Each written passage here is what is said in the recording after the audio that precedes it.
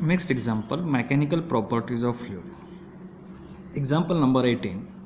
The pressure of water inside the closed pipe is 3 into 10 raised to 5 Newton per meter. This pressure reduces to 2 into 10 raised to 5 Newton per meter on opening the wall of the pipe. Calculate the speed of water flowing through the pipe. आता एक्झाम्पलमध्ये आपल्याला काय दिलं, एका पाईपमध्ये ज्यावेळेस पाणी आहे त्यावेळेस त्याचं pressure 3 into 10 raised to 5 newton per metre square आहे आणि तो प्रेशर कमी होतो. किती कमी होतो? 2 into 10 raised to 5 newton metre square. कधी? On opening the wall of the pipe. ज्यावेळेस त्या पाईपचं नळ आपण चालू करू, म्हणजे थोडक्यात नळामध्ये असलेलं पाणी ज्यावेळेस नळाचा टॅप हा बंद आहे त्यावेळेस प्रेशर एवढं येतं त्या पाईपवर आणि टॅप उघडल्यानंतर प्रेशर एवढं होतं आहे. तर त्या टॅपमधून पडलेलं पाणी आपल्याला, पाण्याचं स्पीड आपल्याला फाइंड आउट करायचं. Calculate the speed of water flowing through the pipe. आता आपण दिलेला गिवन डाटा लिहून घेऊ. गिवन ह्या प्रेशरला मी P1 प्रेशर म्हणतो. P1 pressure of water for close pipe.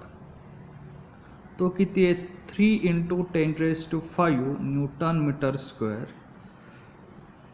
P2 second pressure काय? Pressure of water for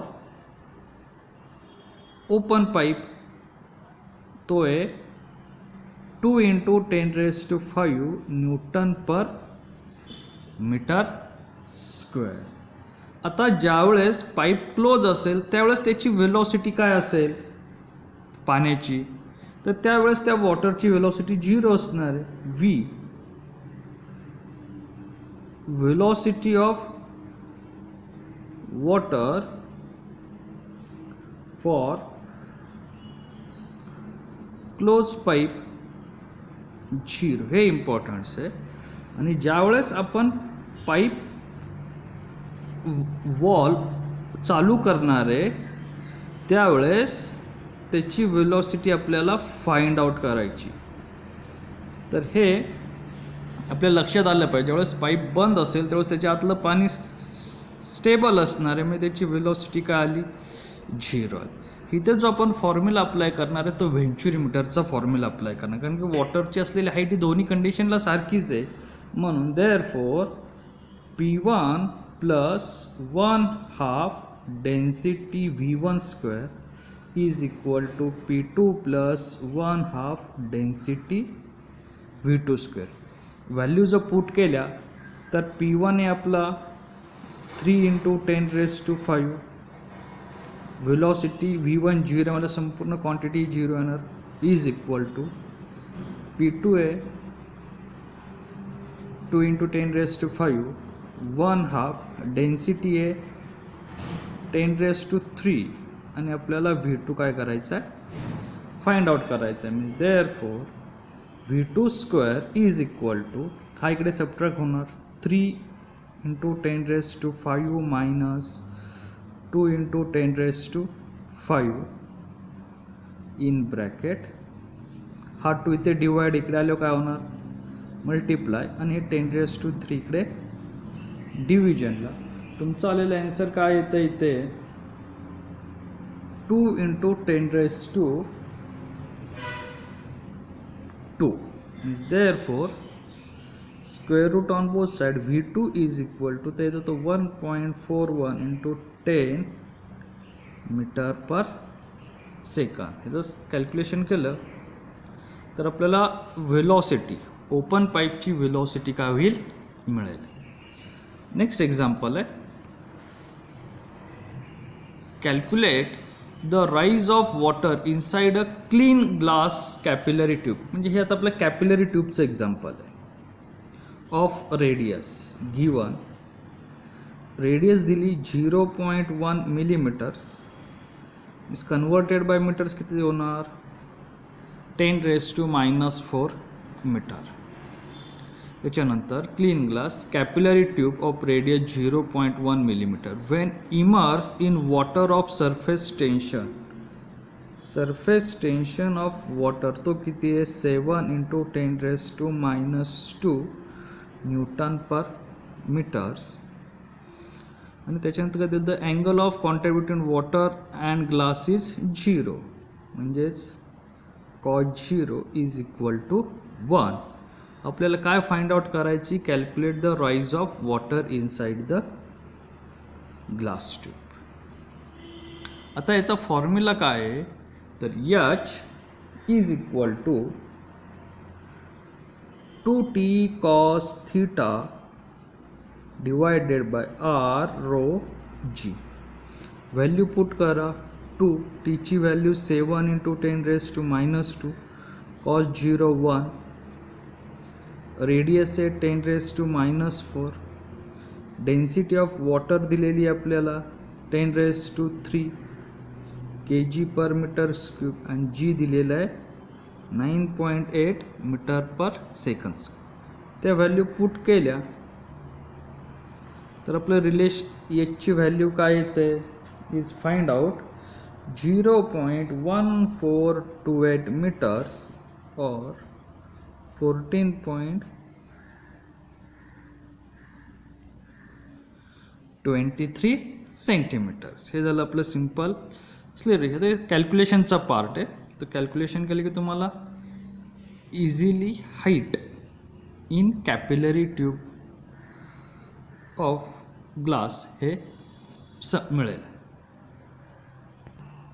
next example 20 number. An air bubble of radius 0.2 millimetres. म्हणजे इथे आपल्याला गिवन काय दिलं आहे, R 0.2 millimeters, mean 2 × 10⁻⁴ meter is situated just below the water surface. Calculate the gauge pressure surface tension. Calculate the gauge pressure. Surface tension of water is 7.2 × 10⁻² Newton metre. आता gauge pressure म्हणजेच काय, the difference between actual pressure and atmospheric pressure. म्हणजेच जो आपला formula येतो इथे Laplace लॉचा formula येतो, Laplace correction. तो कोणता फॉर्म्युला येतोय, तिथं तर बबल दिले. मग बबल दिलं, मग सरफेस टेन्शनला कितीने मल्टिप्लाय होणार, 4ने डिवायडेड बाय रेडियस. आपण जे थेरीमध्ये पाहिलं तो ड्रॉपचा कन्सेप्ट घेतला आणि त्यानंतर पुढे बबलचा कन्सेप्ट घेतलेला आहे. एक्सेस प्रेशरच्या लेक्चर्समध्ये तुम्हाला हे फॉर्म्युला समजून जाईल. इथे किती 4t डिवायडेड बाय r. मग सिंपल फॉर्म्युला आहे 4 × 7.2 × 10⁻² divided by 2 × 10⁻⁴ is 14.4 × 10⁻² newton metre square. हे ह्या टाईपचे एक्झाम्पल हे CET किंवा एंट्रन्स एक्झाम बेस एक्झाम्पल असतात. फक्त आपल्या इथे लक्षात ठेवायचं, इथे आपल्याला बबल दिला आहे की ड्रॉप दिला आहे. जर ड्रॉप दिला असता तर फॉर्म्युल्यामध्ये 2t आला असता. बबल असल्यामुळे तो 4t आला. एक्झाम्पल नंबर 23 मधले 21 आणि 22 आपण नेक्स्ट म्हणजे ह्याच्याच पुढे घेणार आहोत, कारण की तो थोडा पॉईंट्स वेगळा आहे. आपण जे कंटिन्यू पॉईंटमधले फॉर्म्युले तर ते पाहू. आता इथे तुम्हाला विचारलं आहे, how much work is require to from a bubble of 2 centimetre radius from the soap solution having surface tension is 0.07 newton metre. आता इथे देताना आपल्याला वर्क डन फाइंड आउट करायचे. आता वर्क डन म्हणजेच काय,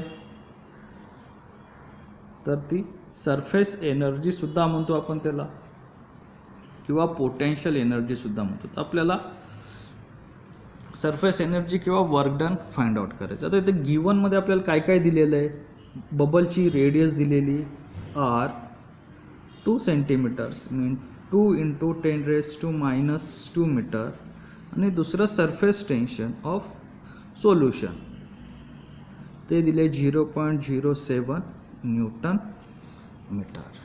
आता वर्क डन किंवा सरफेस एनर्जीचा फॉर्म्युला काय आहे, surface tension into change in area is the simple formula. बरोबर आहे.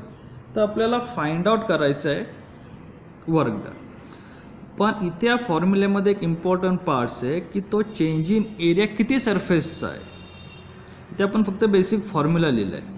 मग हा सरफेस एरियाला किती येतो आहे. आता आपल्या एक्झाम्पलमध्ये काय दिलं आहे तर बबल दिलं आहे. तर बबलला सरफेस एरिया किती असतात, इनसाईडचा एक आणि आउटसाईडचा एक, म्हणजे एकूण किती सरफेस एरिया होणार 2 means 2T into change in surface area. हे इम्पॉर्टंट्स आहे. जर ड्रॉप असता तर मी मल्टिप्लाय केलं नसते. तर आता बबल दिला त्यामुळे 2T इंटू D म्हणजे चेंज इन एरिया. मग 2 टेन्शन 0.07 सरफेस एरिया. आपल्याला एरिया दिला नाही, रेडियस दिलेला आहे. मग एरियाचा फॉर्म्युला काय आहे बबलचा. आता बबल हा कसा असतो, स्पेरिकल शेप असतो. मग स्पेअरचा सरफेस एरिया काय येतो 4πr². हे लक्षात ठेवा. वाटलंच तिथे आपण लिहू surface area is 4πr². Putting the again value 2 into 0.07 into 4 into 3.14 into 2 into 10⁻⁻² bracket square. जर आपण कॅल्क्युलेशन जर सगळं केलं तर आपलं आन्सर येतं 0.7038 इंटू 10⁻³ जूल. एनर्जी आपण मेजर करतोय ती जूलमध्ये. तर इथे इम्पॉर्टंट आहे की तुम्हाला दिलेला बॉडीचा शेप कसा आहे आणि ती कशी दिसते, म्हणजे इनसाइड आउटसाइड या दोघांकडून आपल्याला तिचा विचार करायचा. Next example 24. A rectangular wire frame of size 2 centimetre into 2 centimetre, म्हणजे एक लेंथ आणि त्याची विड्थ दिली असेल, is dipped in a soap solution and taken out a soap film is form if the film is changed to 3 cm into 3 cm. म्हणजे initial एवढी होती, final बदलून एवढी झाली. Calculate the work done in process. Same example आहे, पण ह्या आधीच्या एक्झाम्पलमध्ये आपल्याला बबल दिला होता, आता इथे आपल्याला फिल्म दिलेली आहे. इथे असलेला आपल्याला आपण सरफेस रेडियस त्यांनी डायरेक्ट आपल्याला रिक्वायर्ड किती लागेल ती, इथे त्यांनी आपल्याला तो सरफेस एरिया चेंज दिलेला आहे. Means given A1 initial surface area 2 into 2 means 4 centimeter square is equal to 4 into 10⁻⁻4 meters. A2 final surface 3 into 3 is 9 centimeter square means 9 into 10⁻⁴ metre. आपल्याला असलेला सरफेस टेन्शन किती दिलेलं आहे 3 into 10⁻² newton per metre. Again work done काढायचं. Same formula, work done is equal to surface tension into change in area. बरोबर आहे. इथे सुद्धा सोप फिल्मला किती सरफेस असणार आहेत तर 2 सरफेस असणार, एक फ्रंट साईडचा आणि एक बॅक साईडचा. म्हणजे इथे सुद्धा मल्टिप्लाय काय होणार 2 means 2T. Change in area A2 minus A1 means work done is equal to 2 into 3 into 10⁻² into 9 into 10⁻⁴ minus 4 into 10⁻⁴. Calculation केलं तर आपलं आन्सर येतं 30 इंटू 10⁻⁻6 जूल. सिम्पल कॅल्क्युलेशन आहे. 2 3 जा 6, 9 minus 4 5 म्हणजे 6 5 जा 30, ते 10⁻⁻4 तर 10⁻². म्हणजे हे झालं तुमचे सिम्पल. हे दोन्ही एक्झाम्पल फॉर्म्युले सेम आहेत, पण हा एरियाचा फॉर्म्युला त्याच्या बॉडीच्या शेपनुसार काय होतो चेंज होतो. म्हणजे इथला एरिया असेल किंवा इथला एरिया असेल ते त्यांच्या बॉडीच्या शेपप्रमाणे चेंज होतात. आता आपण ते मधले जे 2 एक्झाम्पल राहिले ते पाहू. 21 example. 27 droplets of water each of radius 0.1 millimeter coalesce into a single drop. Find the change in surface energy.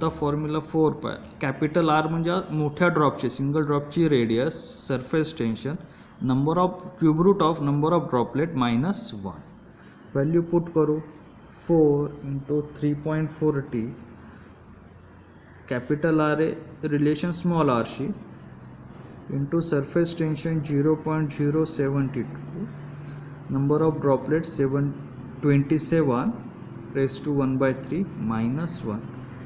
Value सगळ्या पुटअप केल्या तर इथे 3 × 10⁻⁴ ब्रॅकेट स्क्वेअर इंटू 0.072, 27चा क्यूब रूट येतो 3 -1.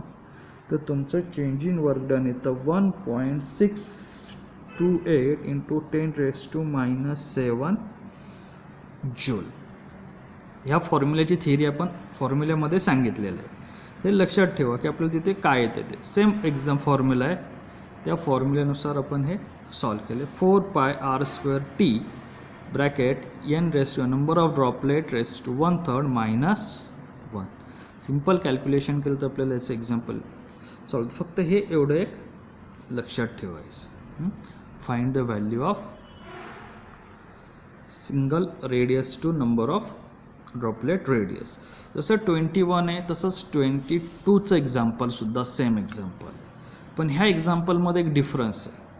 ह्या एक्झाम्पलमध्ये a drop of mercury of radius 0.2 centimetre is broken into 8 droplet. तिथे 27 ड्रॉपलेटचा 1 केला होता, इथे एका ड्रॉपचे 8 केलेले. आता ह्या दोघांमध्ये सुद्धा थेअरीचा एक डिफरन्स आहे की इथे असलेला सरफेस एरिया हा इनिशियल सरफेस एरिया जास्त आहे as compare to final surface area. म्हणजे तुमचं जे वर्क डन होतं फायनलचं, हे वर्क डन किंवा एनर्जी ही डिक्रीज होते. तर ह्याच्यामध्ये तुमची इनिशियल असलेली सरफेस एरिया ही कमी आहे आणि नंबर ऑफ ड्रॉपलेट झालं की त्याचा सरफेस एरिया वाढतो. सरफेस एरिया वाढला की असलेली एनर्जीसुद्धा काय होते, वाढते. Again solving by the same methods given. इथे आता आपल्याला कॅपिटल आर दिला आहे 0.2 centimetres means 2 × -3 meters is broken into 8 droplet means number of droplet दिलेत 8. Find the work done means change in work done. Surface tension of mercury. आता इथे surface tension of mercury दिले आपल्याला डाइन पर centimetre म्हणजे CGS मध्ये. तर एक तर त्याला SI म्हणजे न्यूटन पर मीटरमध्ये कन्वर्ट करा किंवा ही जी रेडियस आहे ती CGS मध्ये ठेवा. म्हणजे तुमचं जे आन्सर येईल फायनल आन्सर ते CGS मध्येच राहील. नंतर ते आपण कन्वर्जन केलं तरी चालेल, डिपेंड्स इन युअर मेथड्स. तर आपण न्यूटन पर मीटर्समध्ये सॉल्व करू. इंटू 10⁻³ न्यूटन पर मीटर्स. आता इथे कॅपिटल आर दिला आहे, स्मॉल एन दिलं म्हणजे नंबर ऑफ ड्रॉपलेट दिलेत. आपल्याला स्मॉल आरची रेडियस काढायची गरज नाही, ती आपल्याला फॉर्म्युल्यामध्ये अप्लाय होत नाही. दोघांची फॉर्म्युले सेमच आहे. Is equal to 4πr² T n⁻⁴ - 1 4 × 3.14. आपण मीटर्समधलं रिलेशन घेणार आहे म्हणजे SI युनिटचं ब्रॅकेट स्क्वेअर इंटू 435.5 × 10⁻³ 8⁻⁴ - 1. 8 हा 8चा क्यूब रूट 2 येतो. 2 - 1 1. या सर्वांची जर कॅल्क्युलेशन केलं तर आपलं आन्सर येतं 2.189 × 10⁻². आता जे आपण एक्झाम्पल सॉल्व केले ते एक्झाम्पल आपलं न्यूटन्समधलं आहे.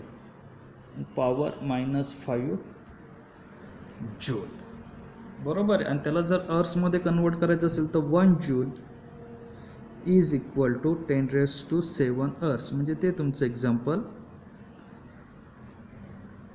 SI युनिटमध्ये 2.189 × 10⁻² अर्स आलं असतं. आपण हे जूलमध्ये सॉल्व केलं आहे, SIमध्ये CGS मध्ये सॉल्व केलं असतं तरी चाललं असतं. तर आपलं आन्सर काय येते 2.189 × 10⁻⁻5 जूल SI युनिट SI सिस्टीममध्ये आणि 2.189 × 10⁻² अर्स हे CGS मध्ये. कारण की आपण 11 स्टँडर्ड्समध्ये मेजर्समेंटमध्ये हे रिलेशन प्रूव्ह केलं आहे. 1 joule is equal to 10⁻⁷ ergs. ते फक्त आपण व्हॅल्यू पोट करून एक्झाम्पल सॉल्व केलं. तर ह्या दोन्ही टाईपचे एक्झाम्पल म्हणजे नंबर ऑफ ड्रॉपलेटपासून सिंगल ड्रॉपलेट किंवा सिंगल ड्रॉपलेटपासून नंबर ऑफ ड्रॉपलेटचे वर्क डन, सरफेस एनर्जी किंवा पोटेन्शियल एनर्जीचे एक्झाम्पल आपल्याला परीक्षेला विचारले जातात. हे 3 मार्क्स एक्झाम्पल JEEच्या किंवा नीटच्या एक्झाम पेपरमध्ये ह्या टाईपचे एक्झाम्पल हे विचारले गेलेले आहेत. Okay, thanks.